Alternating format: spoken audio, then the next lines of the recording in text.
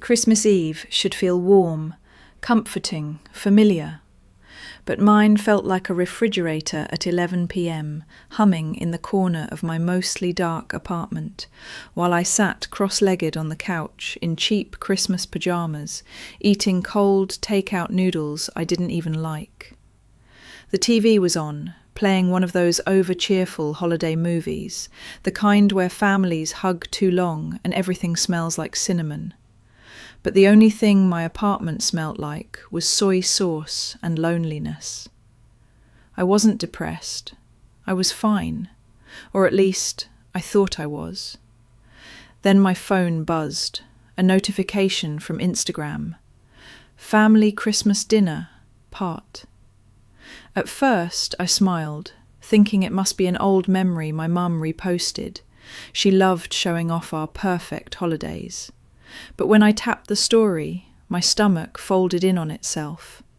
There they were, my parents, my little brother Caleb, 2 cousins, even our neighbours from across the street, all sitting around the table I grew up eating at, laughing, clinking glasses, posing in front of the same Christmas tree I helped my mum decorate last year. And I wasn't in a single picture. I refreshed, checked again, and again. No, this wasn't old. This was tonight. My phone buzzed again, this time a DM from my cousin Bree. You didn't come up? Your mum said you were too busy with work again. Too busy. Too busy to spend Christmas with my own family. My jaw locked. My chest felt tight. And before I even realised it, tears were burning behind my eyes, not sad tears, the kind that come from humiliation. I checked my call log. No missed calls, no texts, no, hey honey, dinner's at 7, nothing. So I called my mum. She answered on the second ring, her voice full of that practised sweetness she used whenever she was selling a lie. Merry Christmas, honey. How are you? Mum, I said quietly, did you have dinner tonight? A pause, just 1 second too long. Oh, she chirped. That was just something small, very last minute. I didn't want to pressure you to drive all that way. Pressure me? I lived 3 hours away. I drove that far to pick up their cat when they went on vacation. I would have come, I whispered. She let out a sigh, the kind that means stop making this about you. Sweetheart, don't be so sensitive. You're always busy. It was easier this way. There it was, that word, easier. She used to say it when she didn't want to talk about something, when she wanted the conversation to end, when she wanted me to end the conversation. So I did. I hung up. The movie kept playing, some actress giggling under fake snow, but I didn't hear a thing. I just sat there, staring at my reflection in the dark TV screen, wondering when I became optional. I grabbed my laptop to distract myself, maybe watch a cooking video, anything to drown out the sting in my chest. But out of habit, I clicked into my banking app, and suddenly, everything made sense. There it was, in cold, neat rows. Mortgage, autopay, on. Utilities, autopay, on. Car insurance, autopay, on. Credit card, linked, yes. All for their address, their perfect Christmas dinner, their lights, their heat, their decorations, their entire comfortable life, paid for by me. Every dollar, every bill, every emergency. Because I was the responsible one, the successful one, the good daughter. Yet I wasn't good enough for a chair at the table. The hurt suddenly sharpened into something colder, clearer, almost peaceful. I scrolled all the way down. There was a small grey button under their mortgage. Disable recurring payment? I didn't know if it was anger or heartbreak or the quiet realization that I'd been raising my own parents for years, but my hands stopped shaking. I clicked it. A small pop-up appeared. "Are you sure? This action cannot be undone." I whispered into the empty room. "Let's see how easy it is without me." My finger tapped yes. A chime. Email confirmation. Then another button. "Freeze supplementary card ending in 1429. Tap. Yes. Another chime. Another confirmation. Then utilities, insurance, everything. Tap, tap, tap. By the third cancellation, the sadness in my chest drained away, replaced by a quiet, steady calm. I wasn't yelling. I wasn't slamming things. I wasn't plotting revenge. I was simply turning off the machine they'd built their life on. When the last confirmation email chimed, I closed the laptop. The room felt still, soft, almost sacred. I pulled my cheap Christmas blanket over my legs and whispered the line that would change everything. "If you forgot me at Christmas, you can remember me when the bills come." I didn't sleep much that night. I kept waking up every hour, like my body kept checking to see if the world had finally collapsed. But nothing happened. No emergency call, no panicked text, no furious voicemail, just silence. And for once, silence didn't feel lonely. It felt honest. But silence also has this cruel talent. It drags you backward, into memories you thought you buried so deep they couldn't hurt you anymore. By morning, the coffee pot was sputtering in the kitchen, its little hiss sounding like applause for a show I didn't want to revisit. But the memories came anyway. I wrapped my hands around my mug, stared at the steam and whispered, "How did I even become their provider?" And the answer hit me so sharply it almost hurt. It started small. Doesn't it always? I was 23, fresh out of college, working my first real job that barely paid enough to cover my shoebox apartment. Dad called late one night. It was winter. I remember hearing the heater behind him wheezing like an old man catching his breath. "Hey, kiddo, how's work?" he asked, too casually. I told him it was fine. It wasn't. But my parents loved the fantasy that I was thriving. Then came the real reason for the call. "Listen, the shop's just a little slow this season. Think you could spot us a few hundred? Just till things pick up?" I remember sitting on my bed, laptop open, student loans staring at me from the screen. But I said yes. I wanted to help. I wanted to be good. And he sounded so grateful. When I transferred the money, Dad let out this choked laugh, like relief he didn't want me to hear. Back then, it felt like love. But one little help turned into another, and another, and another. I remember the first time my mum's voice trembled on the phone. "Honey, they might shut off the power tomorrow. I didn't want to tell your father. Could you?" Of course I could. I wasn't rich, not even close, but I could spare enough to keep their lights on. Then came the water bill. Then car insurance. Then Caleb's tuition. Every request wrapped neatly in flattery. "You're the responsible one. You're the successful one. You always know what to do." It didn't feel like pressure. It felt like purpose.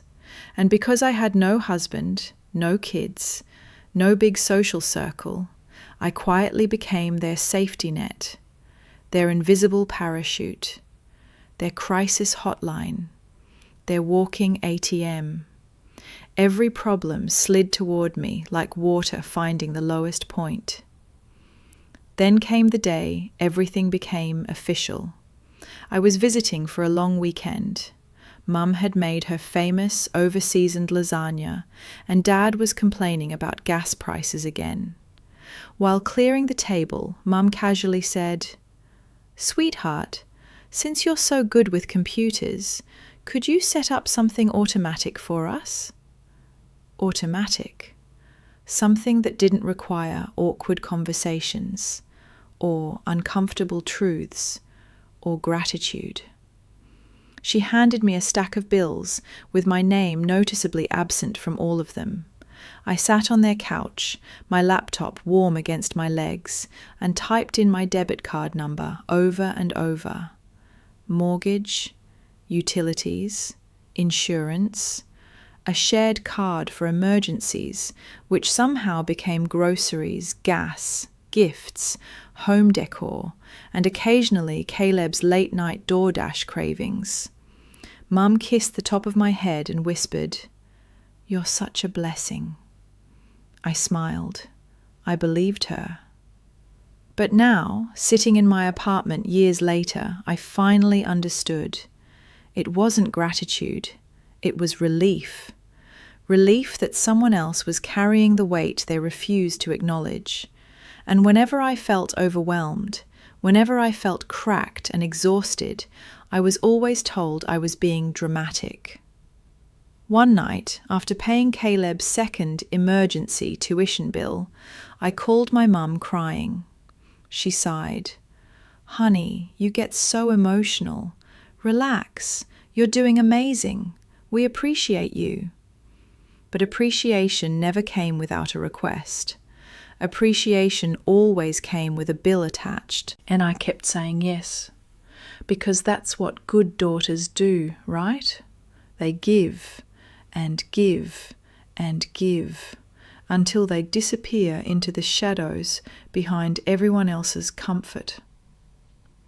Back in the present, my coffee had gone cold. My phone buzzed again, this time a post from my family. A picture of their fireplace, a caption dripping in hallmark perfection. "Home is where the heart is."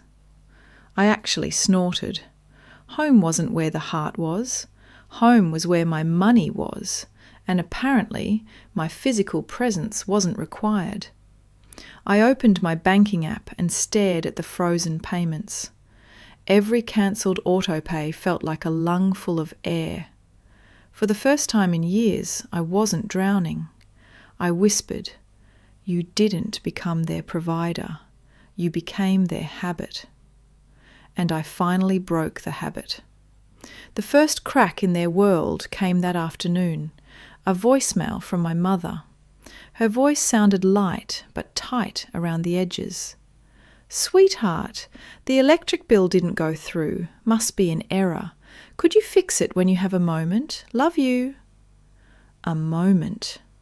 I had given them every moment of my life. I didn't call back. I didn't fix it.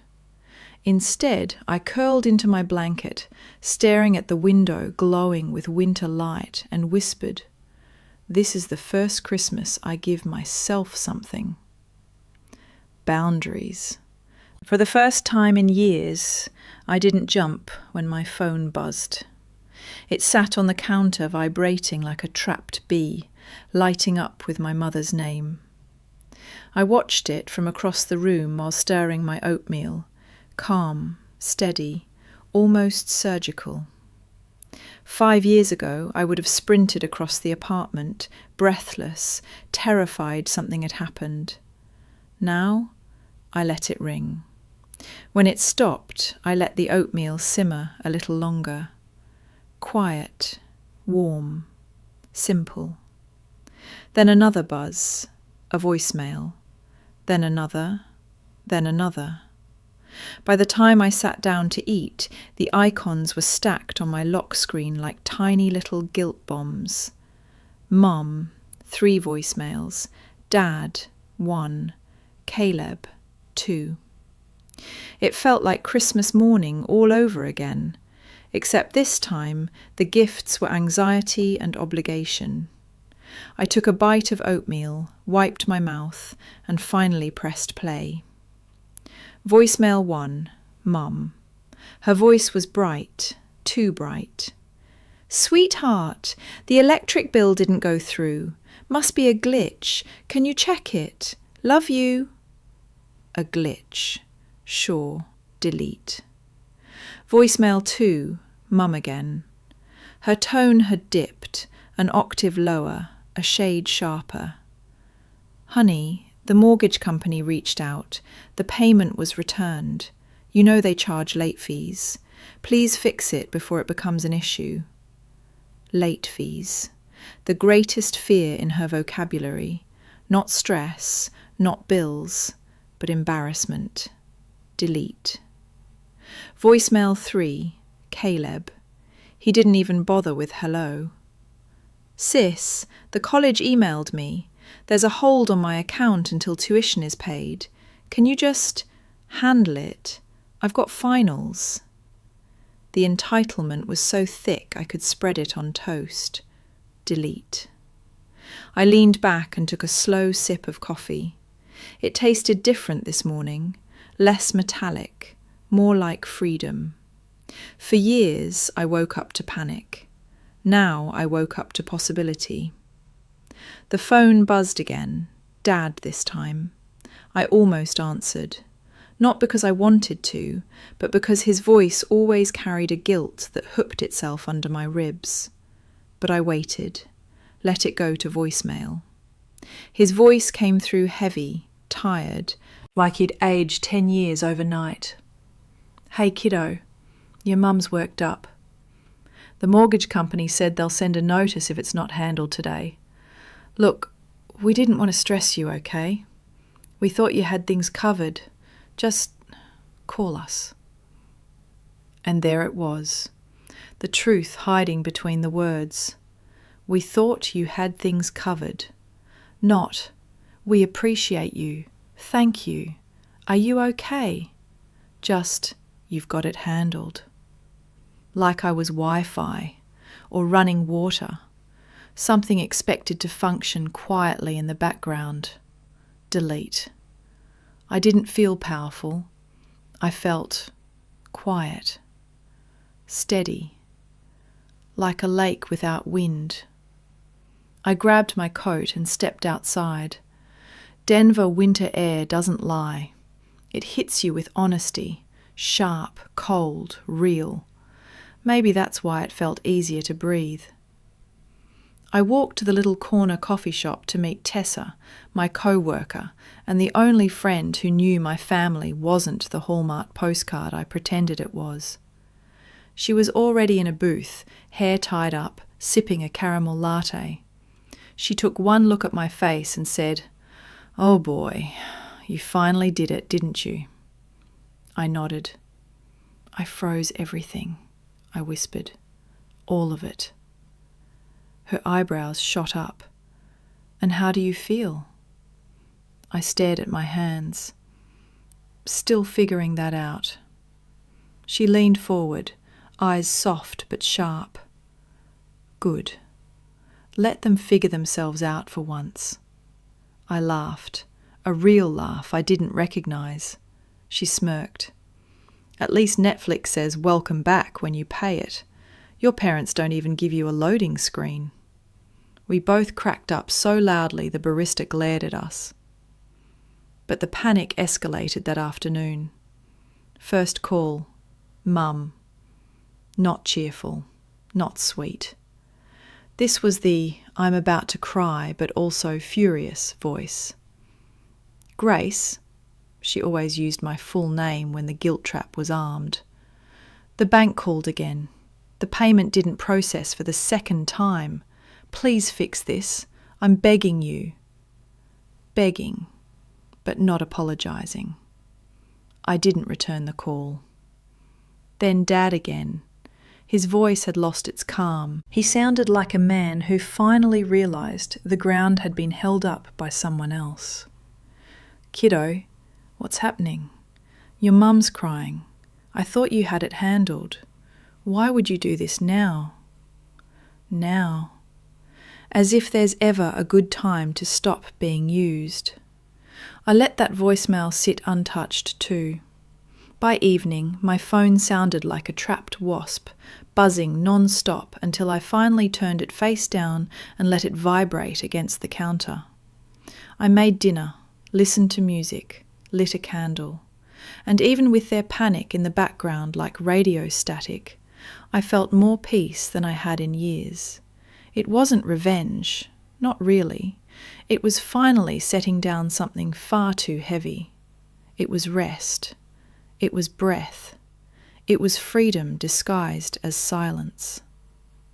Later that night, as I crawled into bed, the phone buzzed one last time. Mum again. Just 4 words. Why are you doing this? I stared at the screen, thinking about the family Christmas I wasn't invited to, the guilt they called love, the money they called gratitude, the silence they called no big deal. And I whispered into the dark, because I finally realized you never hear me unless it costs you something. I didn't send it. I didn't need to. My silence said everything. You'd think when someone's life starts falling apart, the sound would be loud. Glass shattering, alarms blaring, doors slamming. But my parents' collapse didn't arrive like that. It began quietly, almost politely. It started with a text from a number I didn't expect. Mrs. Ortiz, my mum's friend from church, the woman who bakes banana bread with too much vanilla and somehow knows everyone's business before they know it themselves. Her message read, "Sweetheart, I heard your parents are having some issues with the mortgage. I hope you're all right. Must be a hard time." Hard for who? I stared at the phone, confused, until it clicked. My mother was talking, not to me, but to everyone else. She wasn't telling the truth. She was telling the version of the story where she was the victim, and somehow I was the villain. I set the phone down and whispered, "She can't handle the truth, so she made a prettier version." The guilt tried to crawl up my throat, but I swallowed it like bitter tea. Days passed. The silence between us stretched so thin it felt like glass. And then suddenly, the tapping began. Not on my door, not on my window, through the phone. Not calls this time, pictures, screenshots. One from my cousin, a notice taped to my parents' front door. Inspection scheduled, delinquent payments. Another from Caleb, a blurry photo of my dad standing in the driveway talking to a man in a company jacket. "Sis, I think they might shut something off. Can you call me?" And just like that, the illusion cracked. The perfect lawn, the wreath on the door, the sparkling Christmas lights. All of it looked fragile now, temporary. A house built on my paychecks, and the wind had finally blown through.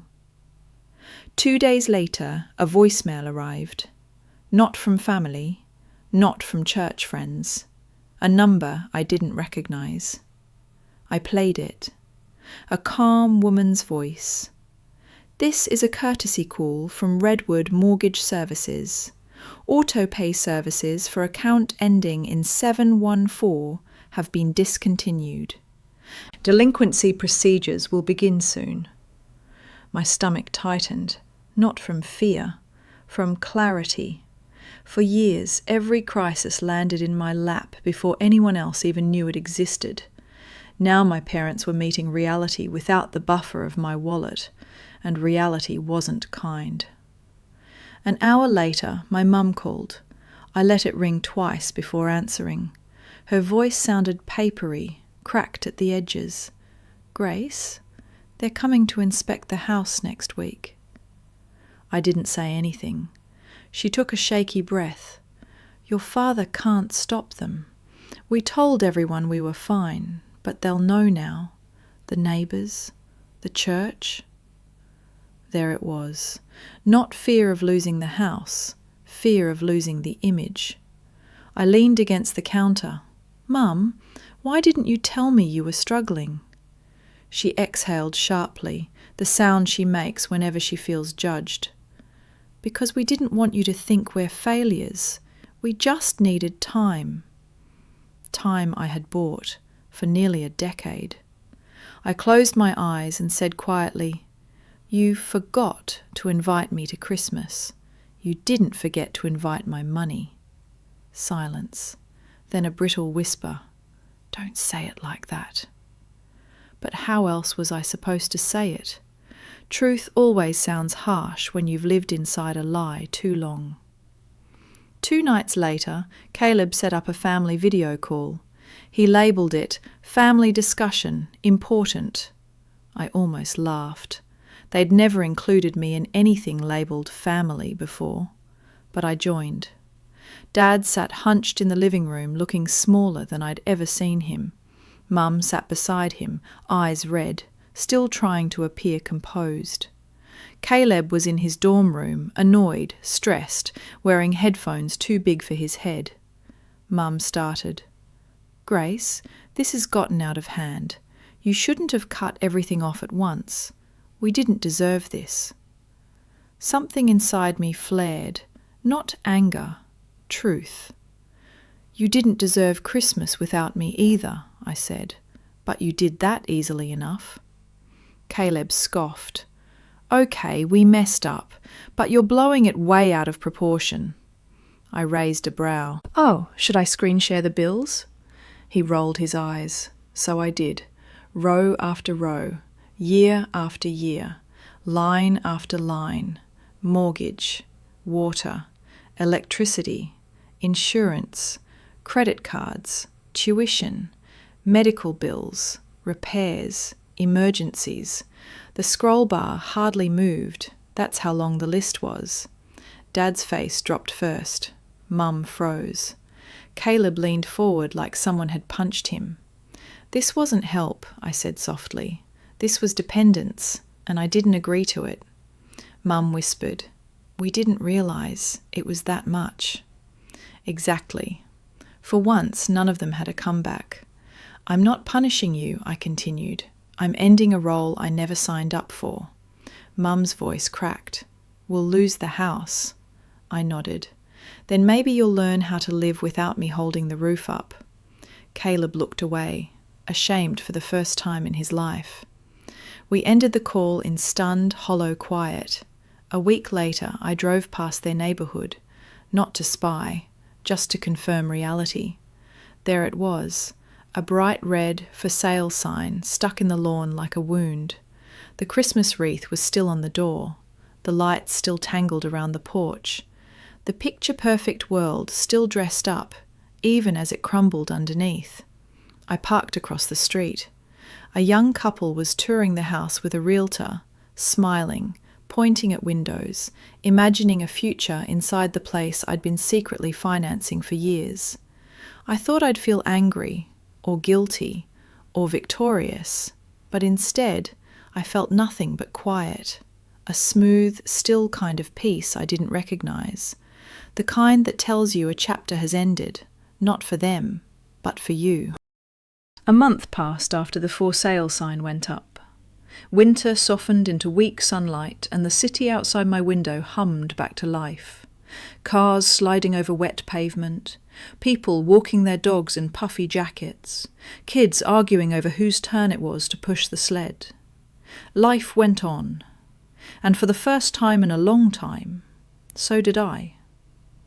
I woke up early most mornings, made coffee without rushing, opened my blinds and watched the slow thaw outside. The quiet didn't feel heavy anymore. It felt like space, like air.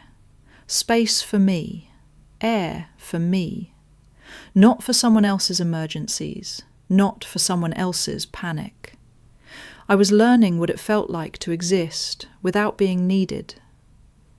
One morning, just as I sat down with a fresh cup of coffee, my phone lit up with a name that made my heart pause. Dad. I hesitated, then answered, for the first time in weeks. His voice was softer than I'd ever heard it. Hey, kiddo. I swallowed. Hi. There was a long pause, like he didn't know how to breathe. We moved. 2 small words. Heavy, final, honest. We're in the rental now, he said quietly. It's small, nothing fancy, but it's quiet. Quiet. The same thing I'd been learning to hold on to. I waited. He continued. Your mum's been different. I have too. We spent years pretending everything was fine, that we were fine. A slow, tired exhale. We weren't.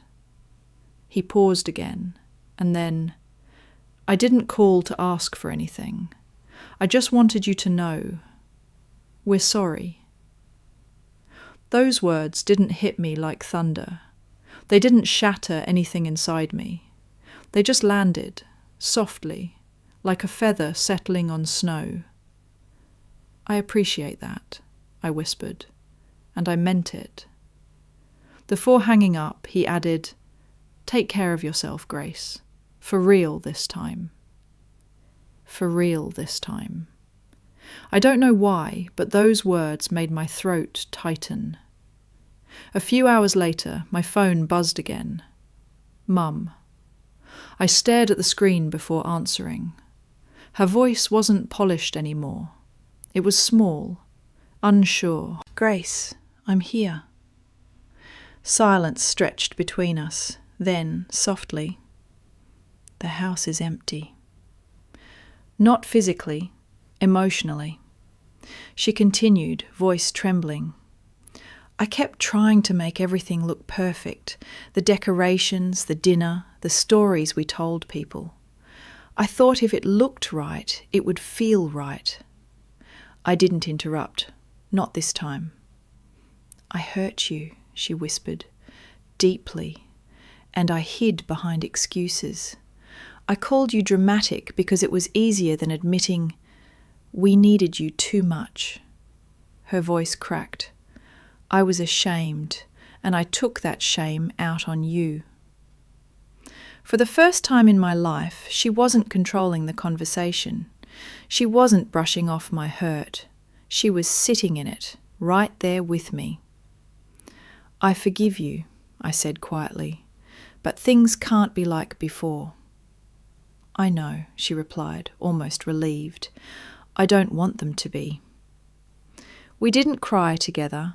We didn't promise to rebuild perfectly. We just understood each other, finally stripped of pride.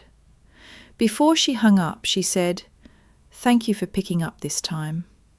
And I realized I picked up because I wanted to, not because I felt obligated. There's a difference, a big one. A few days later, I drove to the small rental they'd moved into.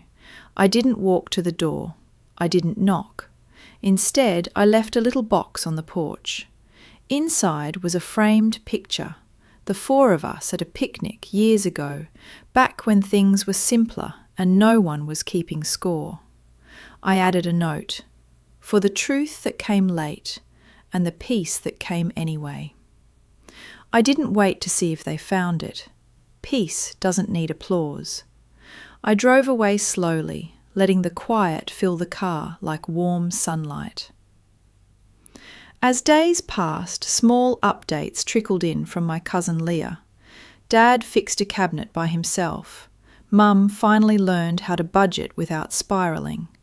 Caleb got a job, nothing fancy, but honest. They weren't crumbling anymore. They were adjusting. And I didn't feel guilty. If anything, I felt proud. Not of them, but of myself. For choosing myself. For choosing boundaries over guilt. Silence over shouting. Peace over performance. A week later, I stood by the ocean. Waves rolling in, waves rolling out, breathing, alive. I picked up a seashell, held it to my ear, and listened to its endless hum. This silence belongs to me, I whispered. Not the painful kind, not the kind forced on me, but the kind I chose, the kind that feels like healing. Back home, I lit a small white candle on my windowsill. The flame burned steady, calm. I opened my old notebook, the one full of bills and guilt and years of exhaustion, and tore out the last page. A fresh start, a clean slate. And I wrote, I didn't stop loving them. I stopped disappearing for them. Because that's what this story was always about. Not revenge, not punishment, but release. Quiet release. Quiet peace. Their house fell apart, their image cracked, their world shrank. But mine finally expanded. And as the flame flickered softly in the dark, I whispered, the story wasn't about what I took from them. It was about what I finally gave myself.